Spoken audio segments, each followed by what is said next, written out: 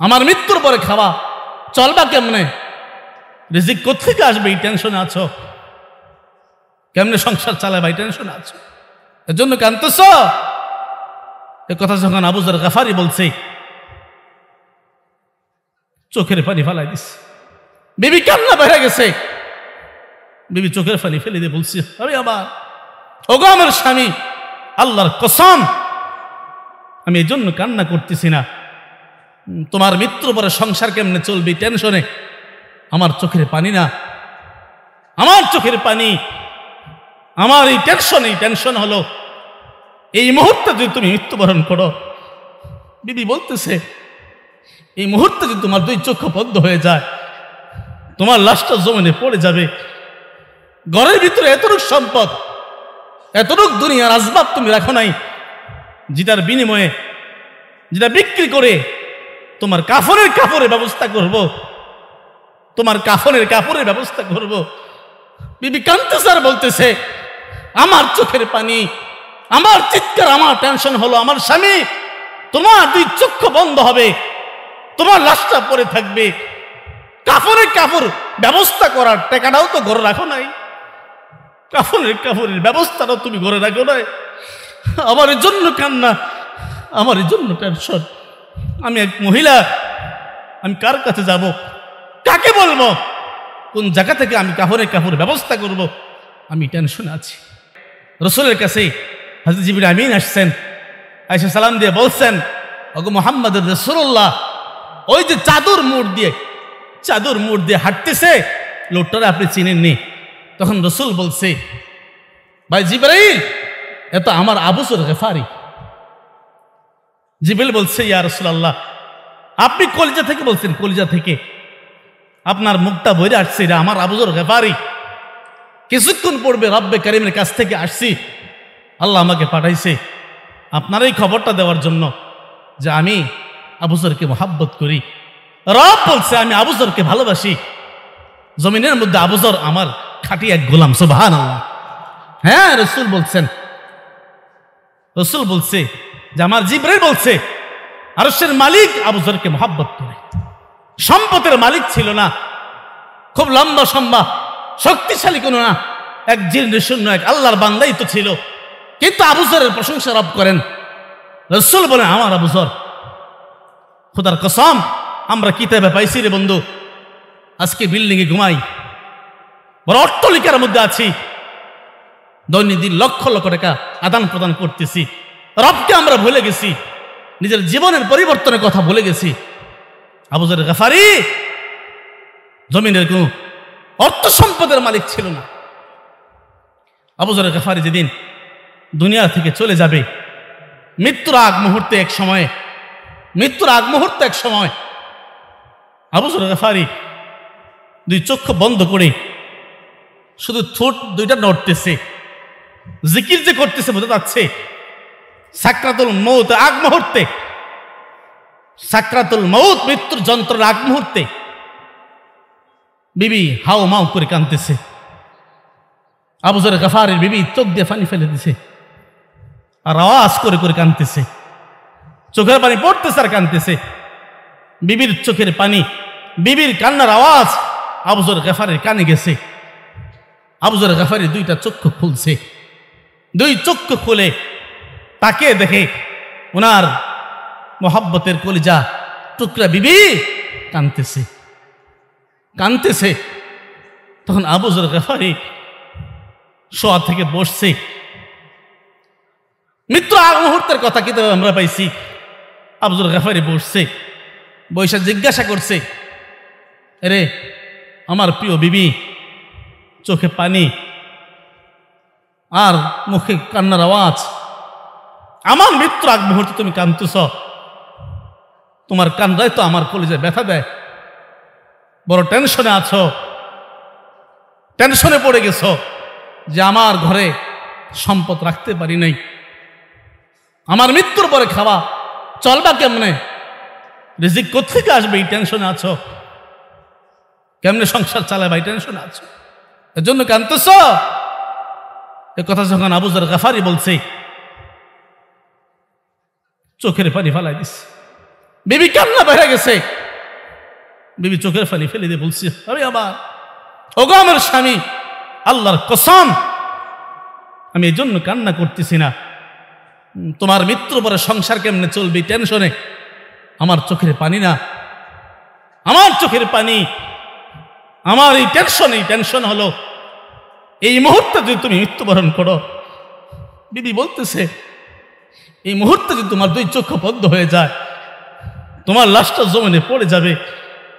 ঘরের ভিতরে এতটুক সম্পদ, এতটুক দুনিয়ার আসবাব তুমি রাখো নাই, যেটার বিনিময়ে, যেটা বিক্রি করে তোমার কাপড়ের ব্যবস্থা করব, তোমার কাপড়ের ব্যবস্থা করব।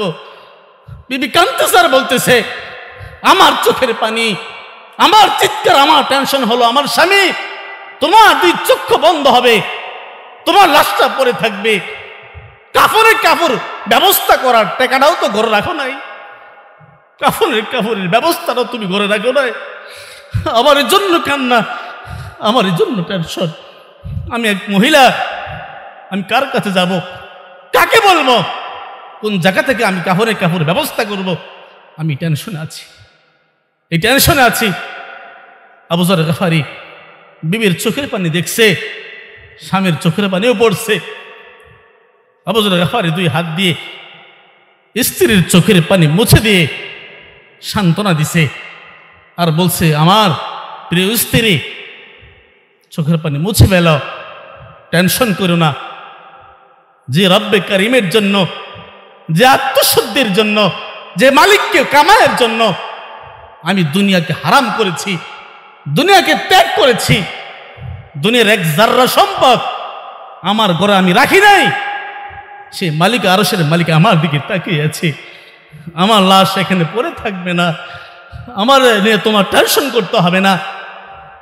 আমি আল্লাহ তাআলার এক গোলাম, মদিনা থেকে ওই মদিনার এক ব্যবসায়িক কাফেলা আসতেছে আমার দিকে, আমার লাশের কাপড়ের ব্যবস্থা তারাই করবে, আমার গোসলের ব্যবস্থা তারাই করবে, আমার দাফনের ব্যবস্থা তারাই করবে।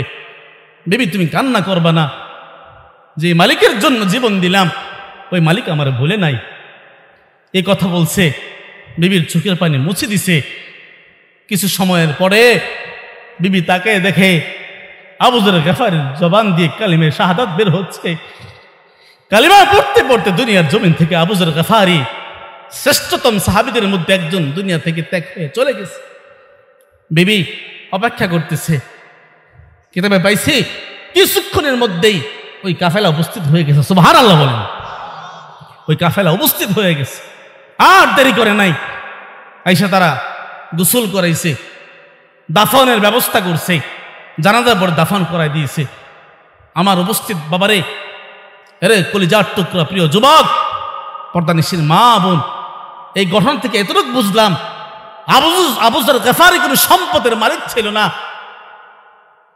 বড় করে প্রসিদ্ধদের মধ্যে খুব জ্ঞানী এবং যে খুব বেশি ভালো ফদের সাহাবী, মানে কোনো নেতা ছিল এমন না, কিন্তু আত্মশুদ্ধি ওলা এক সাহাবী ছিল, যার আত্মশুদ্ধি আরশকে কাঁপাইছে, যার আত্মশুদ্ধি ওলার কারণে, আত্মশুদ্ধির কারণে জমিনে হাঁটতো, আরশের মালিক খুশি হতো। এজন্য আমি আপনাদের প্রিয় এক ভাই হয়ে, এক সন্তান হয়ে দুই পায়ে ধরে বলি, বন্ধু, যেই সুরত নিয়ে ঘুরতেছ, যে অবস্থার মধ্যে চলতেছ, যেভাবে আযাব আর গজব আমাদেরকে আঁকড়ায় ধরতেছে, যদি আত্মশুদ্ধওয়ালা না হয়, হায় আত্মশুদ্ধ হইয়া ভূমিকম্পের মধ্যে পড়লেও তোমার সমস্যা নাই, আর আত্মশুদ্ধিওয়ালা না হইয়া এক নাফরমান, এক বেনামাজি গুনাহগার হয়ে যদি তুমি ঘরের ভিতর আরামও মরো, তোমার এই মৃত্যু, এটা আযাব আর কিছু না। আর নেককার আল্লাহওয়ালা আত্মশুদ্ধওয়ালা যদি বিল্ডিংয়ে ঘুমায়, হ্যাঁ যদি দোষও যায় তার টেনশন নাই। আফলাহা মান যাক্কাহা, তরফ বলছে অবশ্যই সে সফল, যে আত্মশুদ্ধিওয়ালা হয়েছে। এজন্য বলেন আমাদের করণীয় কি? আমাদের ফিকির করা দরকার, কিভাবে আমার দিলকে তাজা করা যায়, দিলকে পরিষ্কার করা যায়, আত্মশুদ্ধিওয়ালা হয়ে যায়। খোদার কসম, যদি আমি ফিকির করে করে এক বুজুর্গের সোহবতের মাধ্যমে আত্মশুদ্ধিওয়ালা হই, তুমি জমিনে ফজরের সেজদা দিবা, এই সেজদা গিয়ে ধাক্কা দিবে আরশের আজমের মধ্যে। সুবহানাল্লাহ। তুমি কিন্তু ফজরের সেজদা দিছ মোহাম্মদপুর মাদ্রাসার মসজিদে, কিন্তু তোমার সেজদার ধাক্কা কিন্তু লাগছে গিয়ে আরশের ময়দানে, আরশ আজমে। হ্যাঁ, তুমি দিবা জমিনে জোহরের সেজদা, তুমি দিবা আসরের সেজদা, তুমি দিবা মাগরিব আর এশার সেজদা। আত্মশুদ্ধিওয়ালা হওয়ার কারণে এই সেজদা আরশ আজমের মধ্যে গিয়ে ধাক্কা খাবে। সুবহানাল্লাহ। 5 ওয়াক্ত নামাজে এক আত্মশুদ্ধিওয়ালার সুবহানাল্লাহ ধাক্কা খাবে। নামাজের মধ্যে সুবহান রাব্বিয়াল আযীম আছে, সুবহান রাব্বিয়াল আ'লা আছে, আল্লাহু আকবার আছে, সূরা ফাতিহা আছে, যে কোনো তেলাওয়াত আছে। কথা বলেন ঠিক না ঠিক? প্রত্যেকটা রুকন আত্মশুদ্ধিওয়ালা, যে যার দিল পরিষ্কার হয়েছে বুজুর্গদের সুহবতের মাধ্যমে, যার চোখ গুনাহ থেকে বাঁচে, যার কান গুনাহ থেকে বাঁচে, যার জবান গুনাহ থেকে বাঁচে, যার জীবনটা আত্মশুদ্ধি হওয়ার কারণে গুনাহ থেকে বাঁচে, খোদার কসম, সে হোক রিক্সাওয়ালা, সে হোক ভ্যানওয়ালা, সে হোক তোমার বাড়ির কামলা, সে জমিনে কাজ করবে, আল্লাহ তার দিকে তাকায় থাকবে। সুবহানাল্লাহ।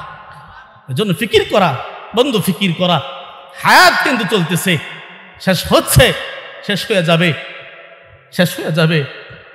একটু ভয় লাগে না? একটু ফিকির করে না? একটু ফিকির করে না যে হায় আমি এক নাফরমান হয়ে, এক বদকার হয়ে, এক বেনামাজি হয়ে আমি কবরের দিকে রওনা দিচ্ছি। হায় আমার কবরে কি হালত হবে, হায় আমার মৃত্যুর কি অবস্থা হবে। একটু ফিকির করি না আমরা? আমরা একটু ফিকির করি না? খোদার কসম আমার বন্ধুরে, কবর কিন্তু আমাদেরকে ডাকে। হাদিসের মধ্যে আমরা পাইছি, রাসূল বলছে দৈনন্দিন প্রত্যেকটা মুমিনের নাম নিয়ে নিয়ে তার কবর ডাকতে থাকে, ডাকতে থাকে। আনা বাইতুল দুধ, আনা বাইতুল ওয়াহদা, আনা বাইতুল গুরবা। এই শব্দ বলে বলে কবর কিন্তু আমাদেরকে ডাকতে থাকে। আমি শুনি না, আমি শুনি না, কিন্তু খোদার কসম, খোদার কসম, যদিও না শুনি, রাসূল বলছে সত্য কথা। বলেন ঠিক না ঠিক? রাসূল তো বলছে, আমি শুনি না। বিবির ডাক শুনি দৌড় মারছেন, বন্ধুর ডাক শুনে দৌড় দিছেন, এক নাফরমান ডাক দিছে দৌড় দিছেন, শুনছেন ডাক দিছে দৌড় দিচ্ছেন। কিন্তু আমার রাসূল যে 23 বছর জিন্দেগি হায়াতে উম্মতের দ্বারে দ্বারে ভারে ভারে পায়ে পায়ে ধরে ধরে এক উম্মতের দরদে হয়ে ফিকির করছে, উম্মতকে কিভাবে জাহান্নাম থেকে মুক্তি করবে, উম্মতকে কিভাবে জাহান্নাম থেকে বাঁচাবে। এক ফিকির যে রাসূল করছে, রাসূল যে বলে গেছে, বন্ধু আমার উম্মত, তুমি ফিকির করতেছ না, তোমার কবর কিন্তু তোমার দিকে তাকায় আছে, তোমার কবর কিন্তু তোমার দিকে লক্ষ্য করে রাখছে, তোমার কবর কিন্তু ডাকতেছে। না ভাই তো দুধ, আরে তুই কিন্তু আমার কবর আসবি। আমার কবরটা কিন্তু সাপ বিচ্ছুর ঘর, পোকা মাকড়ের ঘর। কবর বলে বন্ধু, কবর বলে। আনা ভাই তো দুধ, কবর কিন্তু বলে, দৈনন্দিন ডাক দেয় আর বলে আমি কিন্তু এক পোকা মাকড়, সাপ বিচ্ছুর ঘর। আনা বাইতুল ওয়াহদা, আমি কিন্তু কবর একাকিত্বের ঘর, একাকিত্বের ঘর। আমার ঘর আর কেউ নাই, আমি আছি। আসো তুমি, আসো তুমি। আজকে যদি আমি একটা ঘরে থাকি, একটা ঘরে থাকি, ওই ঘরের মধ্যে যদি একটা সাপ ঢুকে, কথা বলেন, এদের খেয়াল করেন, ওই ঘরে যদি সাপ ঢুকে, কথা বলেন, যদি সাপ ঢুকে ওই ঘরে আমি থাকবো? কথা বলেন না আপনারা বাবা?